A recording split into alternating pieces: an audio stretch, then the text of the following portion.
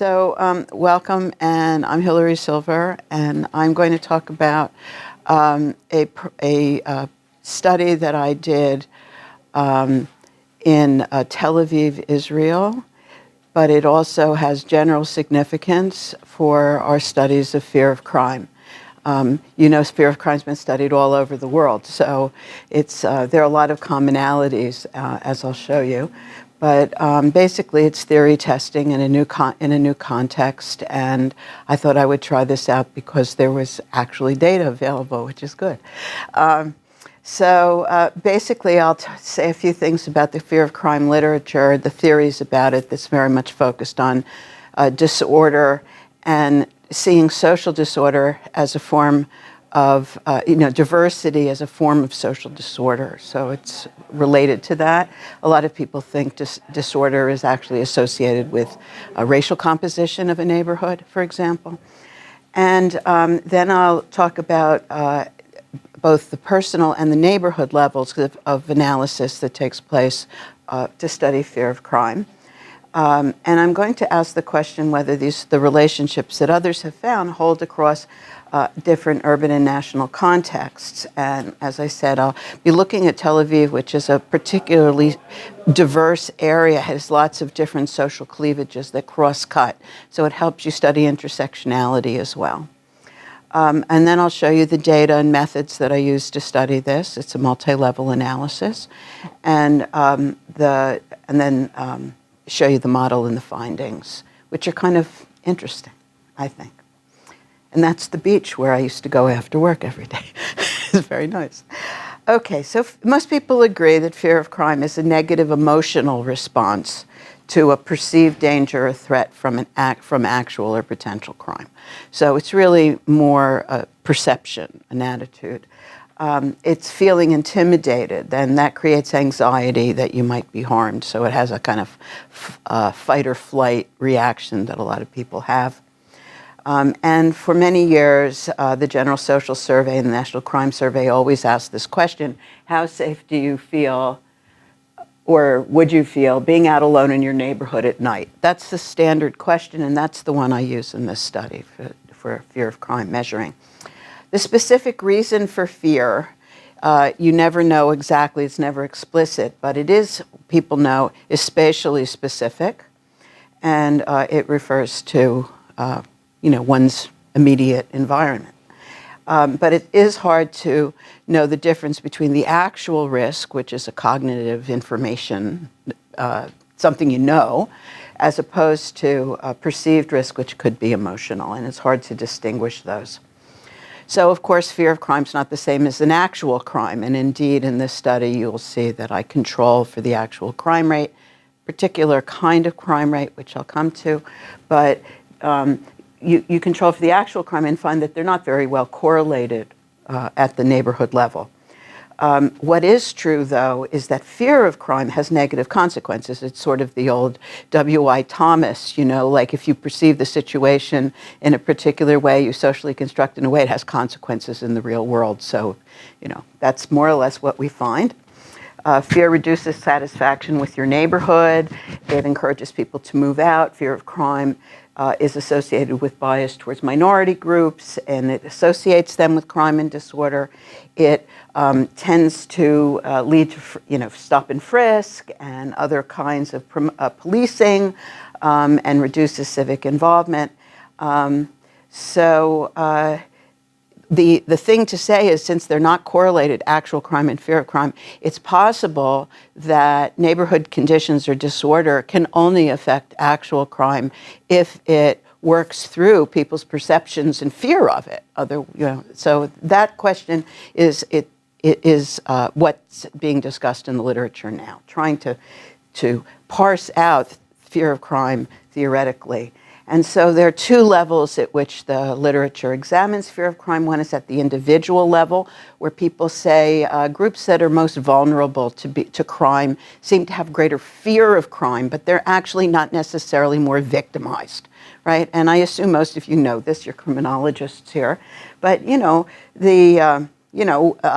people who are older, and frail, or women, or minority groups that are stigmatized, like the homeless or gays, they report greater fear of people with disabilities. They're more frightened of crime. But in fact, a lot of people have found that those groups are not actually more vulnerable to crime. They're not necessarily victimized more, or they're victimized in different ways.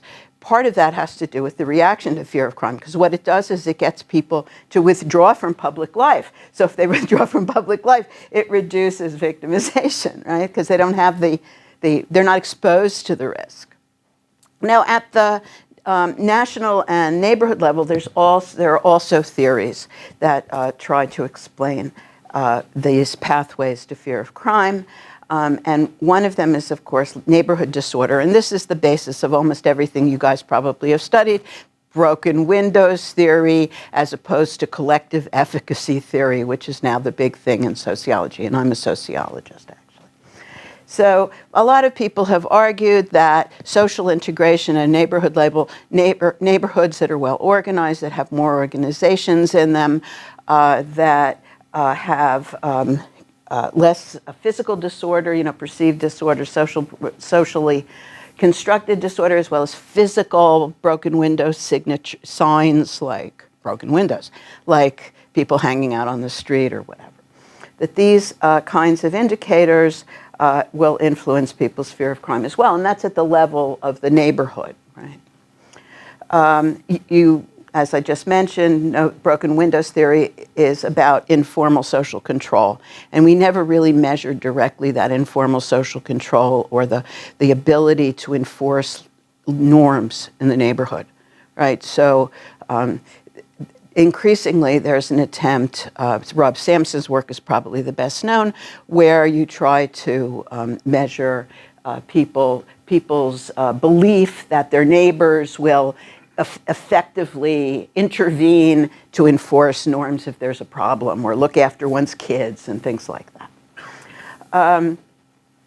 Yet increasingly, from work that he did with Raudenbush in Chicago, for example, there's a lot of evidence that physical disorder in the built environment plays a minor role in fear of crime, and really what they discovered was all of the physical conditions that were seen as disorderly were associated with % black in the area, so that they attribute it as a kind of implicit racism.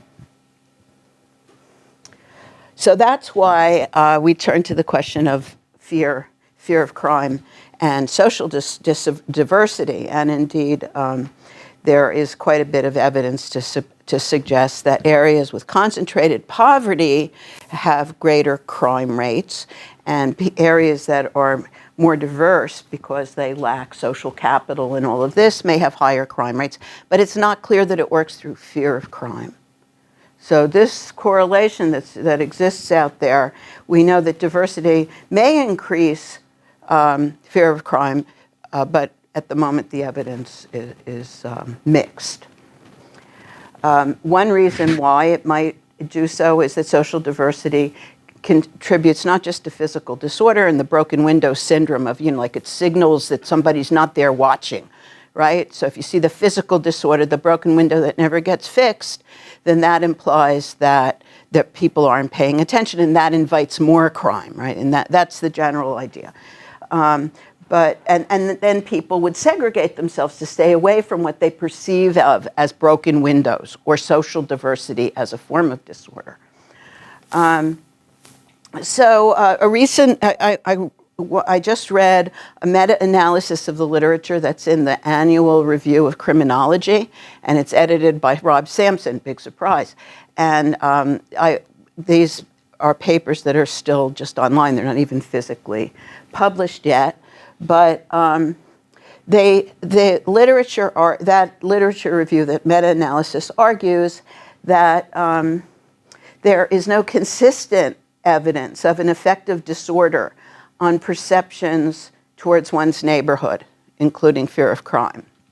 And that's because they're correlated with disorder, to be sure, but they have weak designs in the sense that either they don't control for what you need to control, like they may not control for SES, poverty, wealth. They may not look at collective efficacy and social behavior at all in these studies. Or they confound the perceptions of disorder with the perceptions or attitudes of fear, right? So that the same people at the individual level are generally fearful, generally see disorder, generally afraid of strangers, right? Try to stay away from diversity. And if that's the case, then, you know, the objective conditions of disorder may have very little to do with fear of crime, and rather it's all subjective. Everyone has, you know, similar attitudes, and they're correlated, and you have to control for those. So one of the things that they found was they did a comparison of the United States versus countries, you know, like every country in the world, all the studies that came from everywhere, and found that this fear of crime syndrome was much greater, the use of individual level data for perceived disorder and fear of crime, for, you know, that at the individual level. That was done much more in American studies, perhaps because of the special racial composition of the country and its history. In sum, there are a lot of explanations for fear of crime, that it's a result of individual vulnerability, contextual disorder, and an absence of social integration of some kind.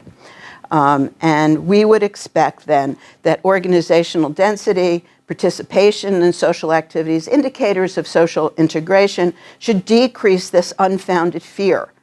But, you know, we just don't know, because if you get involved with the community, you may actually get more information, and then your fear of crime is not an emotional response, but an actual response to information about the crime locally.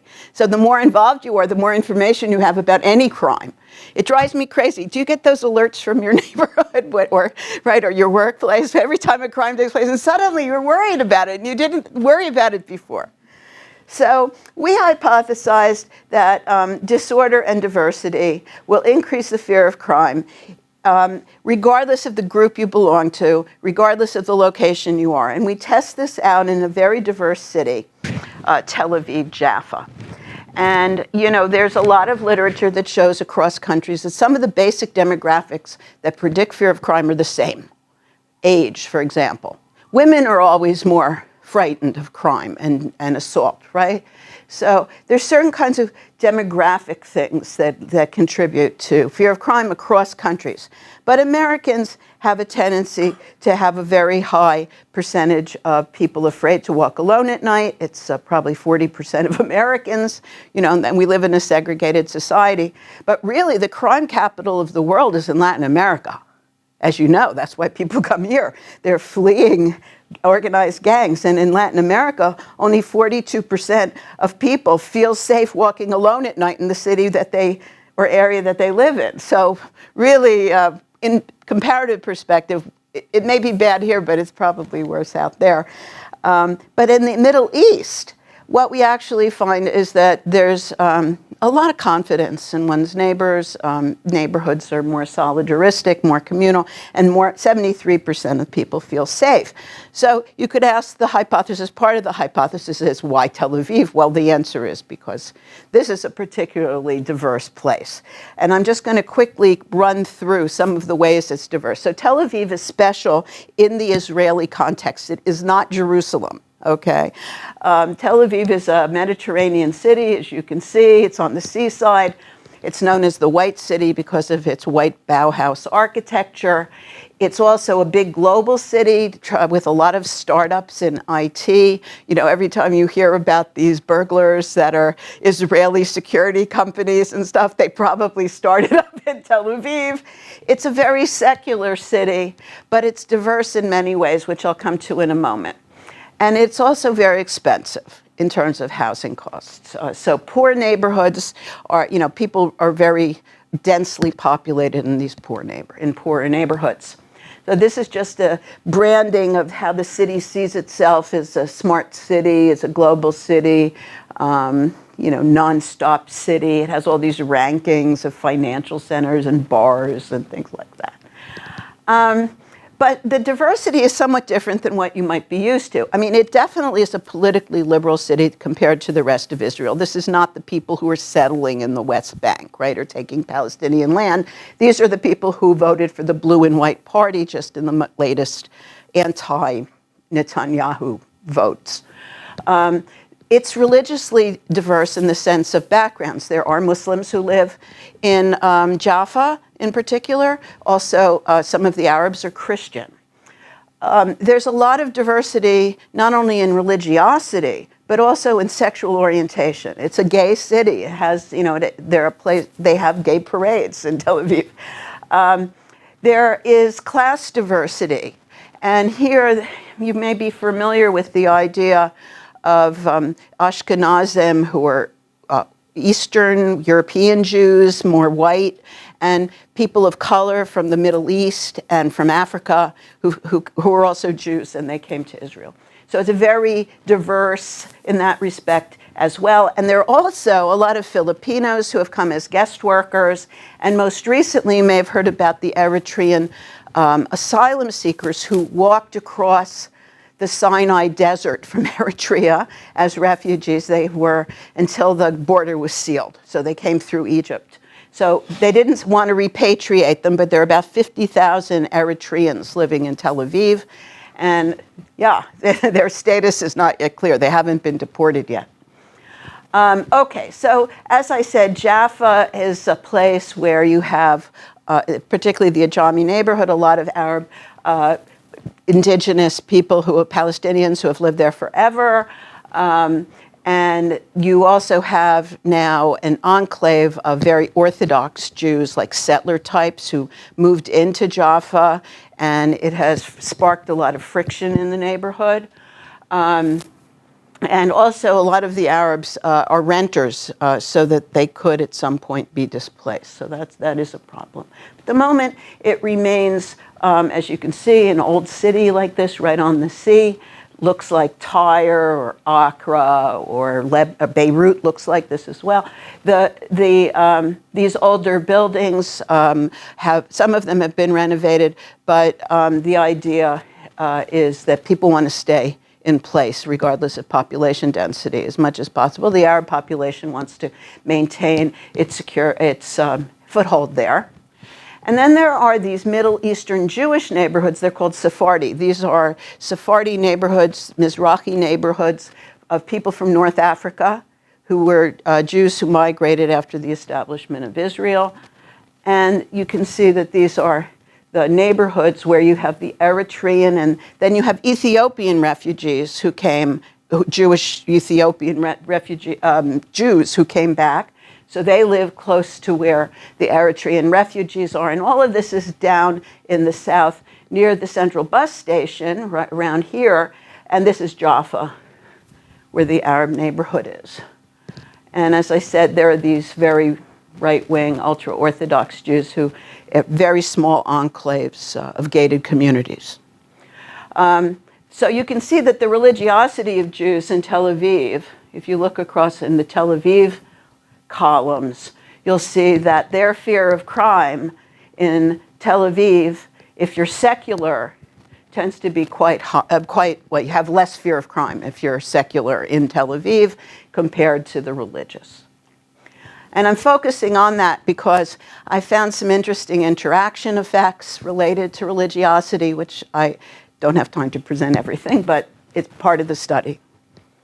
So the method. So we worked with, Tel Aviv does city surveys, just like the General Social Survey. And stop me, how much time do I have?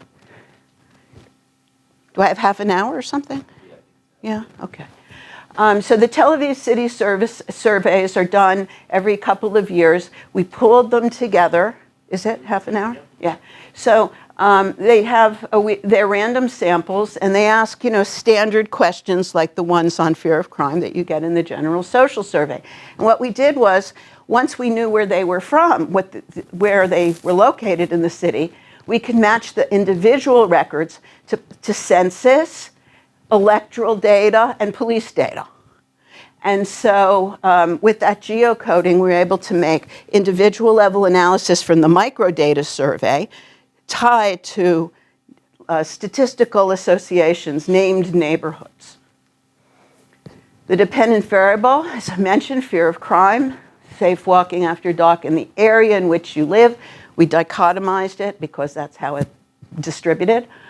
And we used a logit. And the multi-level analysis was done on, well, as you can see, it falls with missing data because of income usually, to 4,600 individuals in 136 neighborhood statistical areas.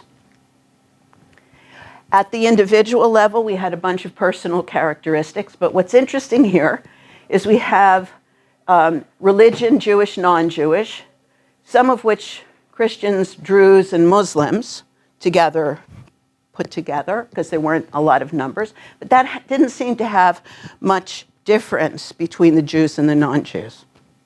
We didn't see much difference. The key dependent variable on religiosity was only available for Jews, and that's why I said I don't have time to present it, because it's only available for part of the sample. Ethnicity of region of birth, Ashkenazi, Mizrahi, Oriental, whatever you want to call it. Father's continent of origin is how we measured it. And the refugee status, we couldn't get at the individual level. But we did identify where the Eritreans lived near the central bus station. We put in a dummy for them, for those neighborhoods. Very ethnically heavy. Okay, so that's the micro level. And then we have these typical involvement with the neighborhood and satisfaction and attachment with the neighborhood variables, right?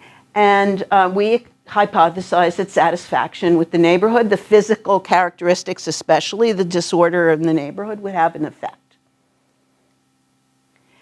And we put in your typical demographic controls, including the year, the age, and we found marital status in children had no effect, but sex and age, we kept it in because it's so important in the literature.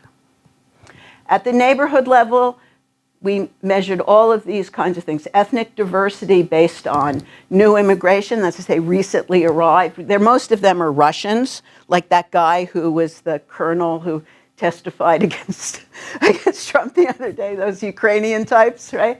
Some of them went to Israel. You have the share of the non-Jews, you have poverty, education, Arab background, reported crime rates, and that took us a while to get. We had to go to the Ministry of the Interior to get them by neighborhood. That took a while. Reported disorderly conduct was something that the police collect in Israel, so it's really kind of interesting. And then your typical concentrated poverty variable. And we did some other kinds of religious, diversity indices and so on to test. Is it a refugee neighborhood? Now, I want to say something for this group.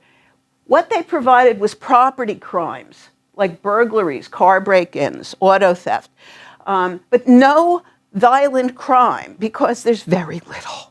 They don't collect violent crime. I mean, I don't know. They do have terrorism information, right?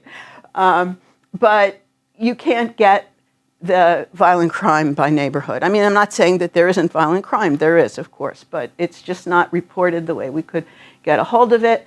But complaints of social disorder, that came in. And that's really interesting because this is very similar to what we would call perceived crime, right? And the disorder related to your neighbors, as opposed to just generalized fear. All right, so this is the multi-level analysis. Of course, it has two levels. What we do is we first estimate an unconditional model to see, does fear of crime vary by neighborhood? Answer, yes, significantly. And then we put in the individual level variables, right, for the personal levels. And then the residuals estimated at the level of the neighborhood to see whether neighborhood context adds anything.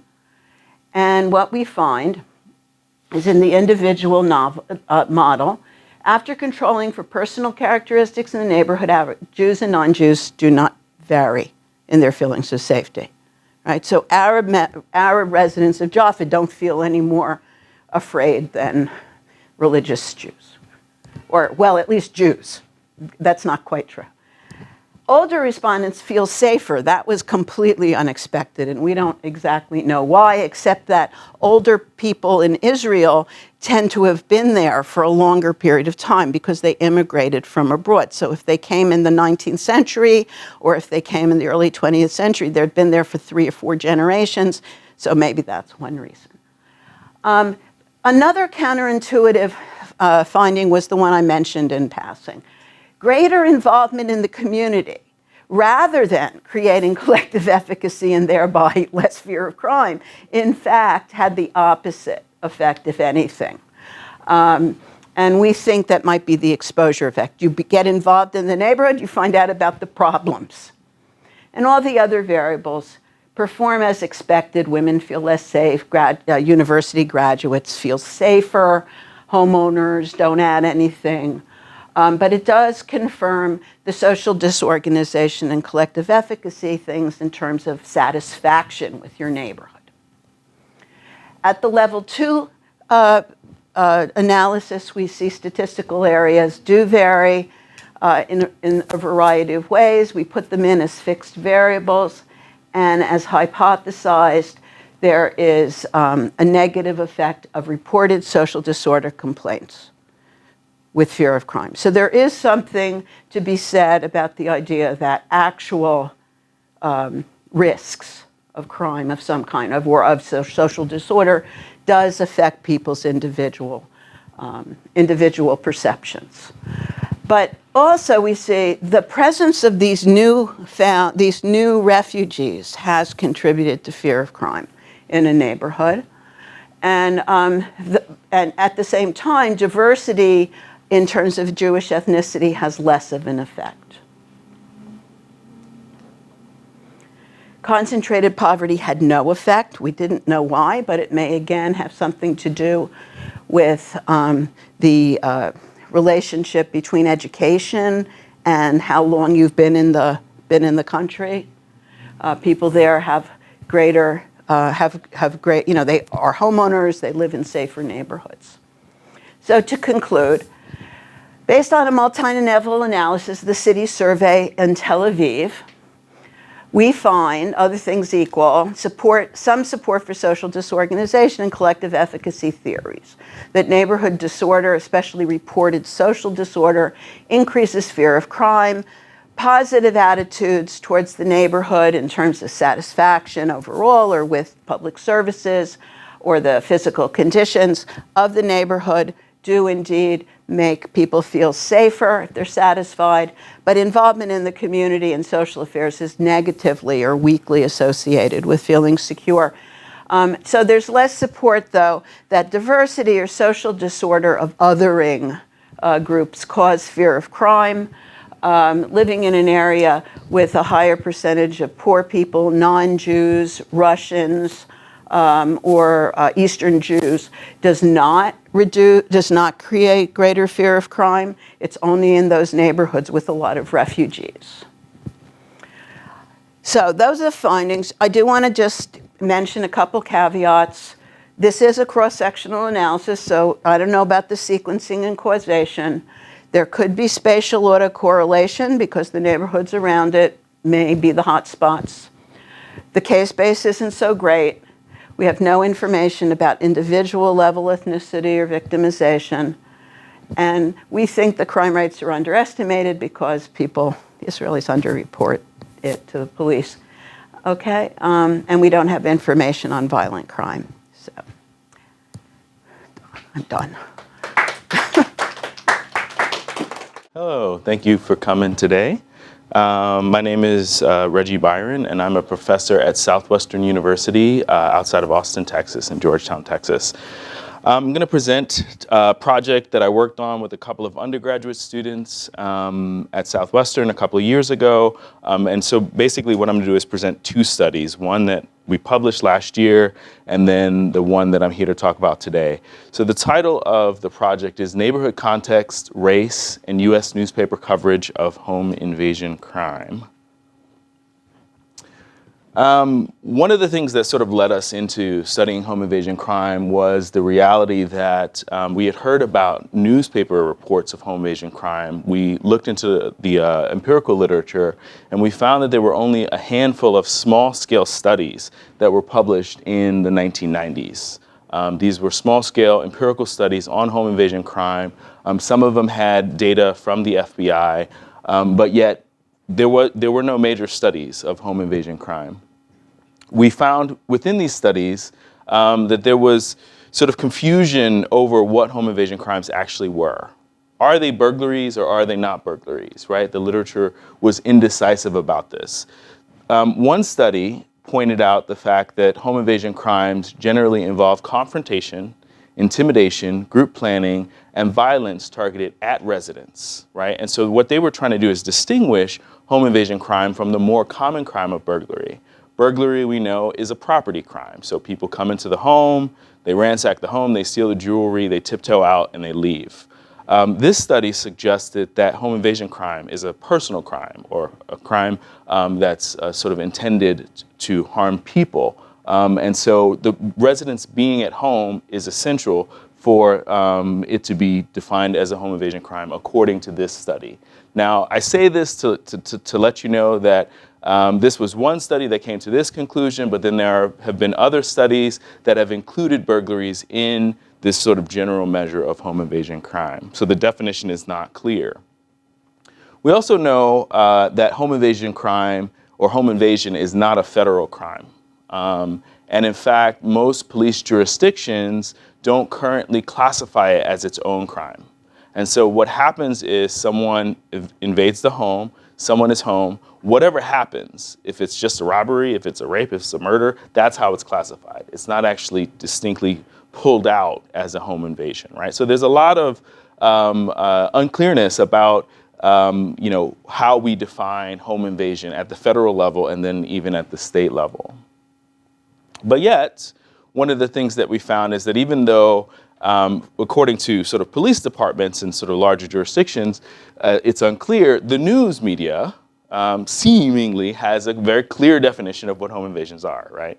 And so they use these really sensational sort of breaking news, woman killed in home invasion, or these sort of sensational stories, and especially sensational pictures and images of individuals invading people's homes while the people are home and then taking advantage of them, right? So we were interested in how the media socially construct home invasion crime and what are the predictors of coverage of home invasion crime stories.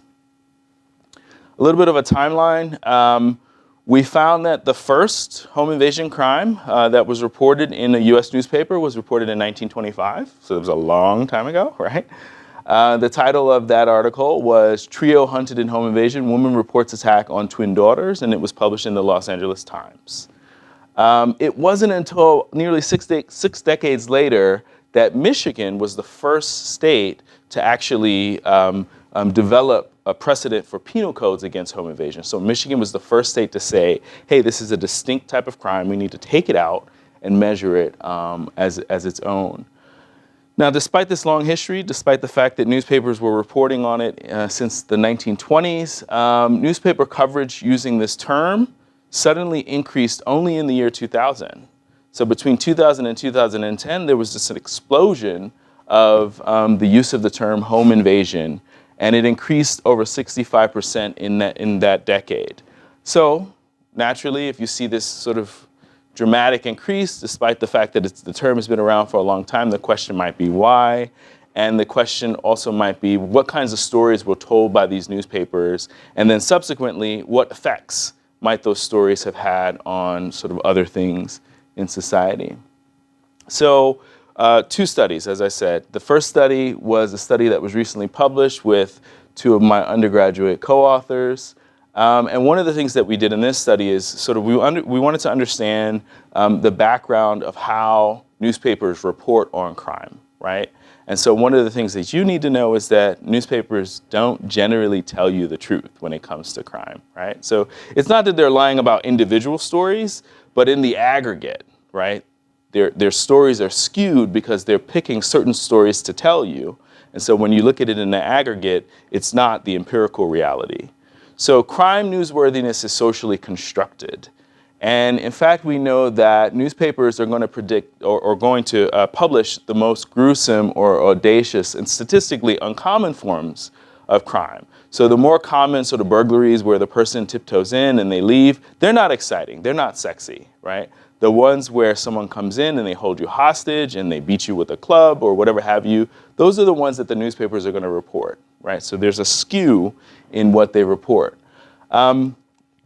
Research also talks about this, what we call market-driven journalism, which is this idea that newspapers and the news media in general are trying to sell you a particular story, right? And partly related to fear of crime. They want to invoke a fear of crime because it sort of gets you to pay attention, right? It gets you to buy the newspaper or watch the news program. And we know from this literature that there are certain things called news values, right? Which are sort of values that newspapers sort of tap into and evoke in order to try to tell you or sell you a particular story. So novel murder stories where, 10 people are killed versus where one person is killed, right? Because it's more sensational. Murder stories that are particularly violent or particularly gruesome, right? These are some of the news values that we see. Murder stories where there are more victims, right? These are more likely to be published and more likely to be given prominent coverage. So they're more likely to be put on the front page of a newspaper or to be given more words to describe that particular crime. The media also use what we call a hierarchy of victimization, which is this idea that the media is going to pick and choose certain types of people that are more deserving of coverage, right? We think about children as being more deserving of coverage because they're so innocent and it pulls at our heartstrings. It gets us to read that newspaper. The elderly as more deserving of coverage, right? Women more than men, right? So there are these different types of people that the news media prefers to report on versus other people. At the bottom of that hierarchy are people who, for example, may have committed crimes themselves, right? So drug dealers, for example, might be at the bottom. Even though they might be a victim of crime, they'd be at the bottom of this hierarchy because they're committing a crime themselves. We don't want to report on them. Or undocumented people might be at the bottom of that hierarchy, right? So you get the idea that there's this hierarchy here. So based on that literature, we developed 2 research questions from the first study. The first is, how do US newspapers portray modern home invasion crime? Again, we looked at the literature. There were no studies on this. And so that's a sort of basic general question. And then which theoretical framework best explains these patterns? For the second study is one that I conducted with another student. It's not yet published, but it's the one that I'm here to talk about today. This is the study where we look at neighborhood effects, right? So we had all these home invasions that took place across space. And so our idea was, well, since we have the address, right, all we need to do is actually have the zip code, and then we can merge in census variables, right, to see if there are neighborhood level effects to how newspapers report these home invasion stories.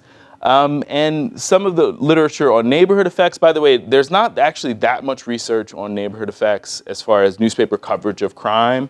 But the literature that does exist talks about what we call the law of opposites perspective, which is this idea that newspapers are more likely to give greater coverage when there are either fewer racial minorities in the neighborhood and or when the neighborhood is wealthier. And those two are correlated, obviously. And we think that this is true because when crimes are rare, so in a privileged neighborhood, the news media is more likely to report on that crime. When crimes are relatively commonplace, the news media is not likely to report on that type of crime. One of the things that we know from a recent meta-analysis of these studies, though, is that prior studies have been limited to studying the predictors of one type of crime. Most of these studies study homicide. And also, they usually or typically use single city newspapers, right? So they only look at one newspaper at a time.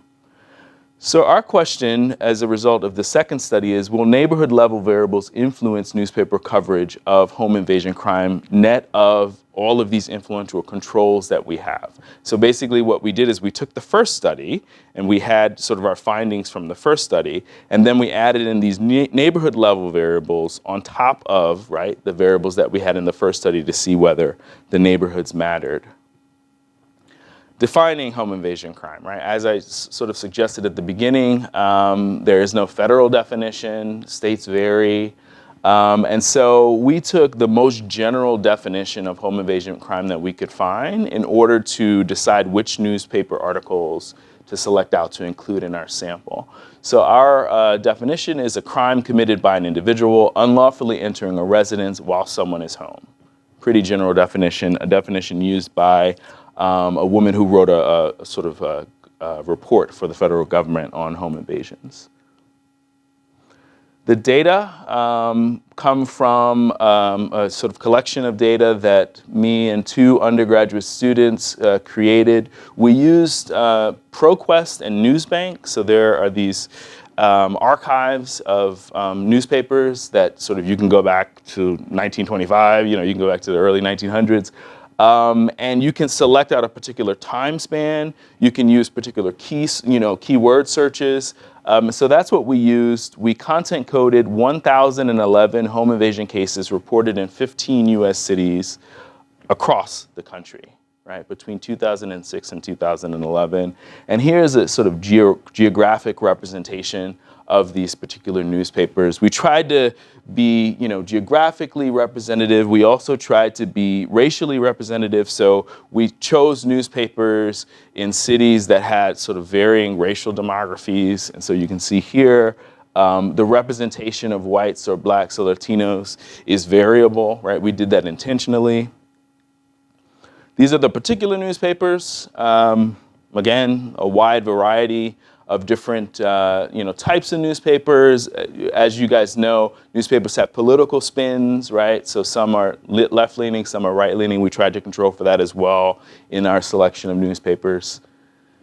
So here are our results. So we ran two models, and this is for the published study. We ran an OLS model predicting actually a log of the number of words, right? It says number of words, but nonetheless we had to log it because it was a skewed variable. And then we ran a logistic model predicting the likelihood of them producing a follow-up story on that home invasion. So one of the things that we found in line with the literature on homicide is that when a victim dies in a home invasion, it's more like it receives more words, it receives more coverage in these newspapers. The number of victims, right? So a larger body count receives more words. We also find in line with the hierarchy of victimization that when particularly young victims or particularly old victims are a part of that home invasion, newspapers give it more coverage.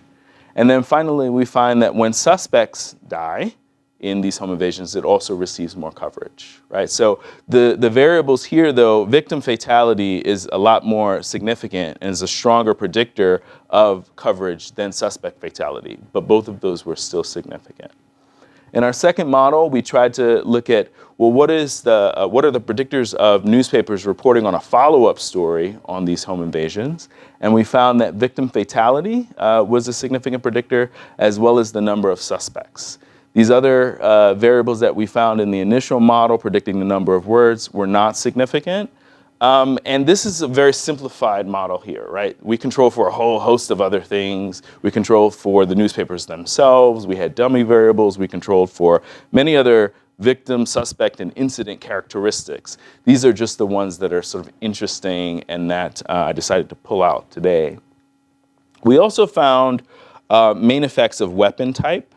So we found that news or stories, incidents that had knives, where the perpetrators used knives or other weapons that could potentially leave gory crime scenes, increased the word count in those particular stories. We also found that compared with offenders using guns, if the initial article mentioned that the suspect did not carry a weapon, then that led to a decrease in the likelihood of a follow-up article, right? So this idea that the news is selecting particular types of stories to tell you, and the ones that don't have weapons, they're not that sensational, they're not that exciting, and so they're not going to actually provide a follow-up article on those incidents. For the second study, this is the study where we added in neighborhood-level variables. We find that for our first model, percent white in the neighborhood and percent Mexican in the neighborhood have differential effects on the coverage of these home invasions. And so, for example, neighborhoods that had more white residents received more coverage, right? Received more words written about particular home invasion incidents, and neighborhoods that had more Mexican residents received less coverage, right? And this aligns with some of the sort of literature that we talk about as far as law of opposites, right? This idea that the media is going to choose to report on things that are opposite of what we empirically expect, right? So in these sort of privileged neighborhoods, it's really scary to hear about a home invasion, so the media is going to give a lot of attention to that. In these less privileged neighborhoods, it's more commonplace to hear about a home invasion, so the media is going to give less attention to that. And those are the effects that we found for that. So the significance and conclusions. One of the sort of main things that we come about as a result of these two studies is the idea that newspapers choose to celebrate portrayals of frequently deadly home invasions with many victims.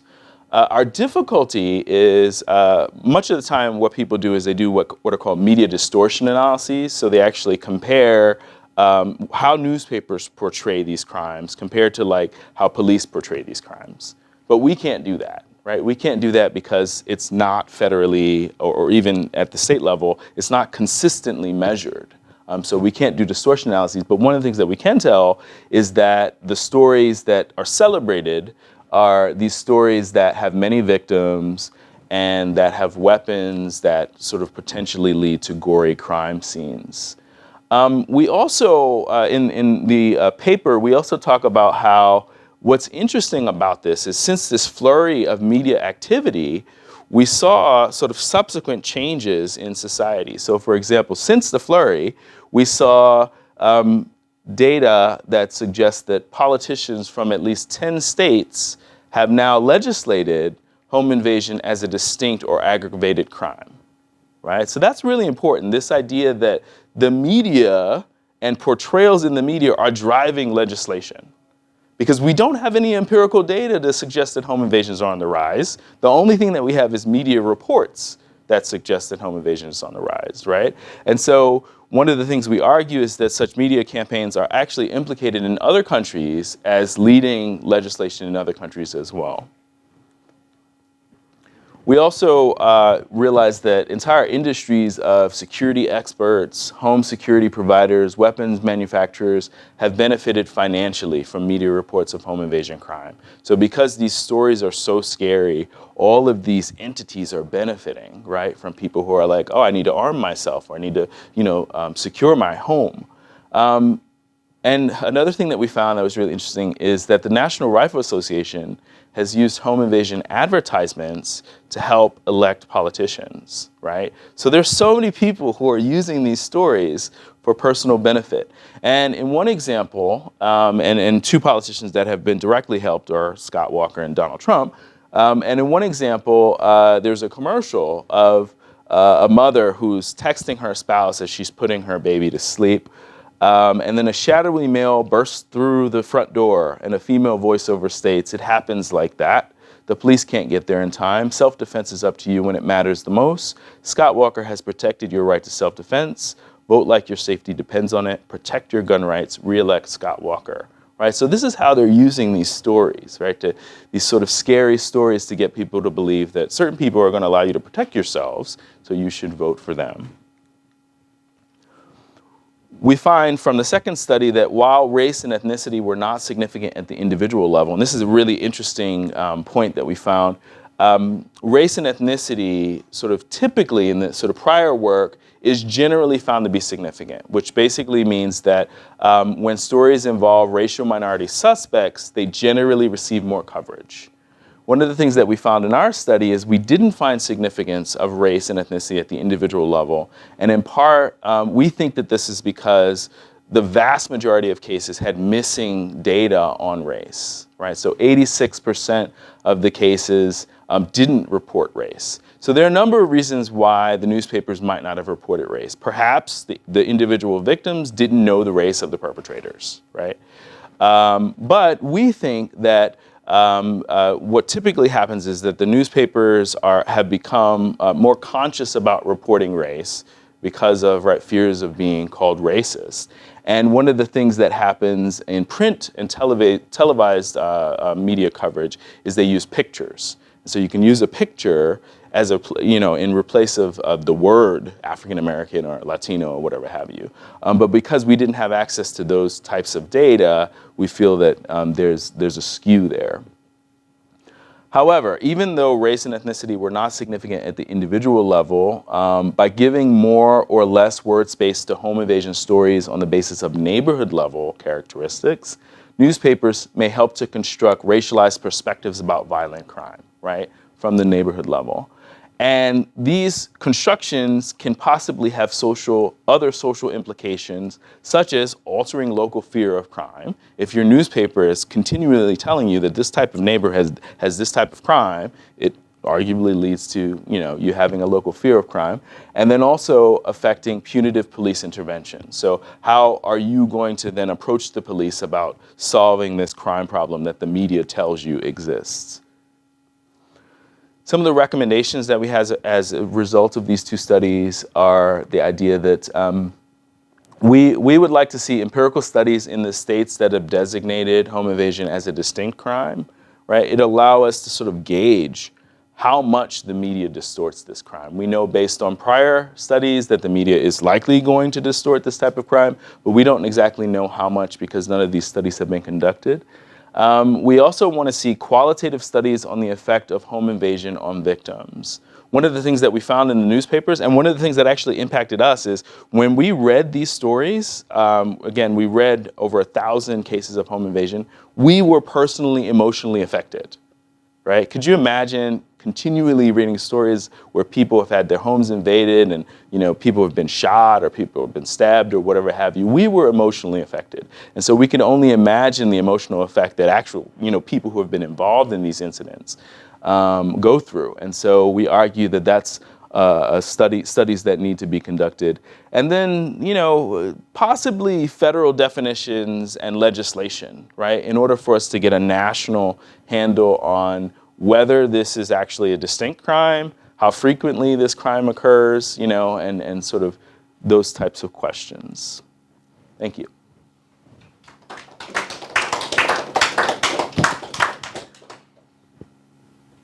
I have a question. Okay, sure. So you say that home invasion is like newly identified, even though there are a few mentions of it in the past. Right. I wonder to what extent, first of all, there's been a heightened sensitivity to two kinds of things. One is immigration and ethnic gang kinds of crime. Yeah, absolutely. And the other is sexual assault, where people are more likely to report and are more conscious of it. I mean, I didn't see, it's hard to know from newspaper coverage. Right. But I didn't see you talk about whether the victims were women. You mentioned weapons, but if rape was or assault was involved, I mean, those are the kinds of stories I read about. Absolutely. Home invasion, I don't know what you guys are reading, but those are the ones that freak me out. So. Absolutely. So we actually, that was a part of the paper. I didn't include it because it wasn't significant. Again, generally the literature talks about how women are more likely to receive greater coverage and whatnot, sort of in line with this fear of crime. But we didn't find it to be significant. And I think part of the reason it wasn't is because the vast majority of incidents had more than one gender, right? It was a man and a woman, or it was multiple people who were at home at the time of the incident. Nor did we did a sort of a dummy variable for sexual assault to see whether that in and of itself predicted the coverage. We didn't find significance there either. But definitely interesting questions that we were thinking about. How did you decide to, the selection process on the newspaper? How, can you walk us through a little bit? How did you decide, okay, we're going to do this out, we're going to stick with this? You mean as far as the actual articles themselves, or as far as the outlets? Oh, okay, so the outlets, I mean, we were going for geographic distribution, right? And then we were also going for sort of racial distribution. Like we were using the literature that suggests that, right, there might be difference across space. And then the literature also suggests that certain racial minorities are more likely to be reported than others. And so we wanted to get cities that had a diverse mix of racial minorities compared to, whites or whatever have you. So as far as that's concerned, that's how we selected it. We were selecting on these sort of large, kind of trying to be as diverse as possible. Another thing we selected on is political spectrum of the newspaper. We tried to be as diverse as possible as that. As far as the individual articles themselves, we had to rule some out. Again, this is a word search, right? So you can imagine home invasion might give you an article on raccoons invading your home, right? We took those out, obviously. It's not related to crime. We took out some that were in newspapers. If the newspaper is reporting on a crime that took place in a different place or at a different time, right? They might write an article about home invasion, but they might be writing an article in a New Jersey newspaper about a Utah home invasion that took place 2 years ago. So we took those out as well. We were looking at the effect of sort of local newspapers and the ways in which they reported local crimes, current local crimes, that is. Yeah. Yes. Obviously, there is a huge overlap between burglary and home invasion. Mm-hmm. But I'm also thinking, burglary to me seems more instrumental, as in home invasion is perhaps more expressive. Yeah. Is it a different species altogether? The type of. Did you find anything? Yeah, so again, the difficulty with me saying that there is a difference is that we're using media selected, right, as sort of a skewed sample. But according to those that were reported in the media, the vast majority of them said that they were there for money or jewelry or small electronics. That was the motive for them in these home invasions. Right. So it varied, right? So in some of the articles, people being home was a coincidence. In some of the articles, they had inside information that people had these things. They didn't know where they were, so they chose them. It was a targeted crime, right? They chose them in order to know how to open the safe or how to get access to whatever they presumed to be inside. Right. Yeah. So there was variation there. We didn't actually pay that much attention to the motive, in part because A, it was missing in a lot of the cases, right? How do you ultimately know the motive? And then B, we just didn't, it wasn't like the sort of main focus of the study. Yeah.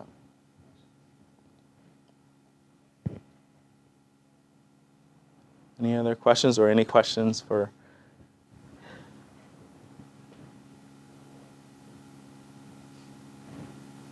Well, thank you both. Thank you.